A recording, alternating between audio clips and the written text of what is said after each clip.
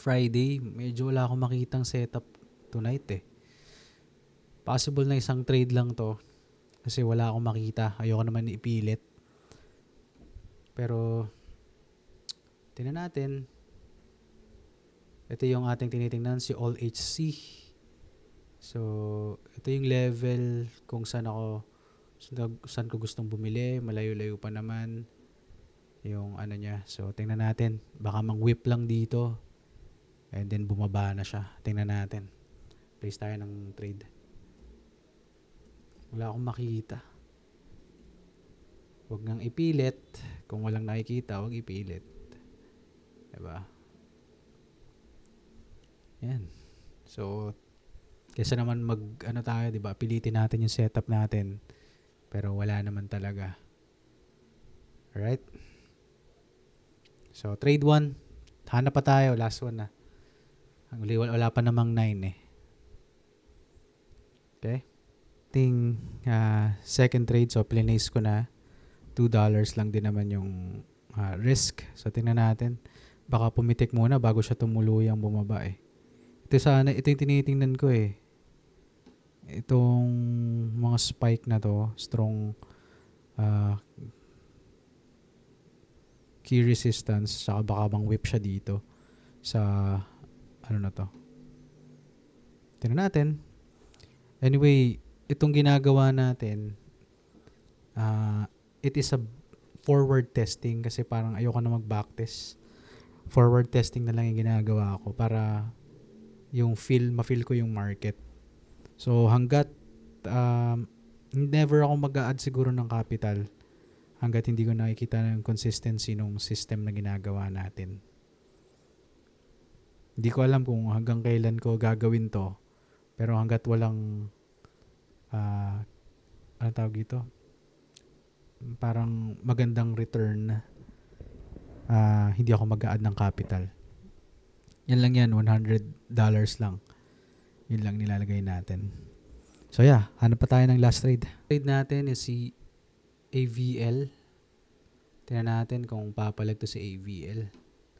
So mag-place ako ng trade around dito sa mga strong resistances na to. Sana i-touch niya. Malayo naman yung ano. I-target ko lang itong ano. Tingnan natin. Place tayo ng trade. Okay. Anyway, naka-risk management naman tayo. Ito yung kagandahan ng risk management. Ayan. Okay. 2.4. Check the leverage. Sell ko na yan. Okay, so tapos na tayo sa tatlong trades natin. So we have 3 limit orders. Si All CH, ALCH, USDT. Si AVL, USDT at saka si LTC. Tingnan natin, may mga strong naman na resistances. Baka umumpog dyan, tapos tsaka siya bumaba. Tingnan natin. Tapos sumunod ang huli ay si LTC. Tingnan natin. Ito parang pilit to si LTC, pero anyway, tingnan lang natin. Hindi naman mahalaga yung wins. Mahalaga lang, naki-place lang muna tayo. Tsaka tayo magre-refine katagalan.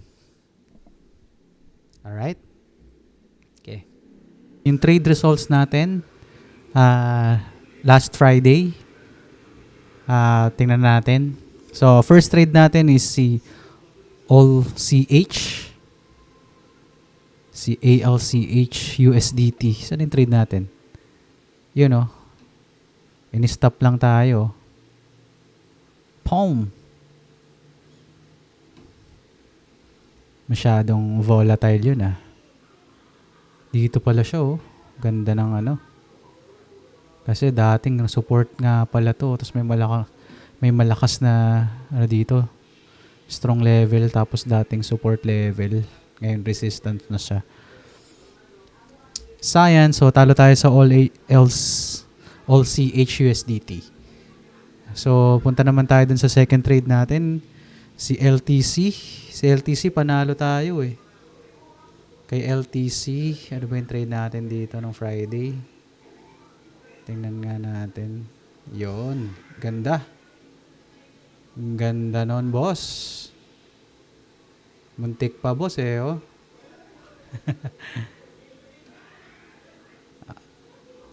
TP hit. So, panalo tayo. Kay LTC dito. Hindi ko alam ano nangyari dito, but 3.4 yung loss natin dito kay AVL. Tingnan natin yun. Ano nangyari sa'yo, boss? Ay, ayun na. Nag-bounce siya dito. Okay. So, hindi pala siya tumuluyang bumaba. Pero ba't ganun?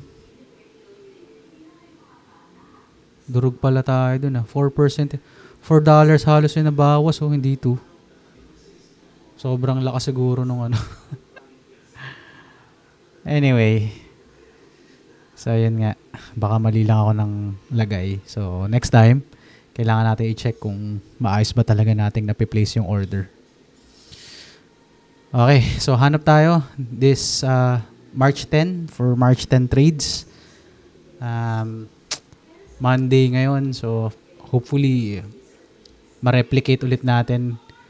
Last week, up naman yung portfolio. So, sana ma-replicate natin yung ginawa natin last week, ngayong week. Para makita din natin kung ano yung mga differences nung trades natin na ginagawa. Para ma-refine natin siya unti-unti. Okay? So, hanap tayo. 3 coins. Let's go.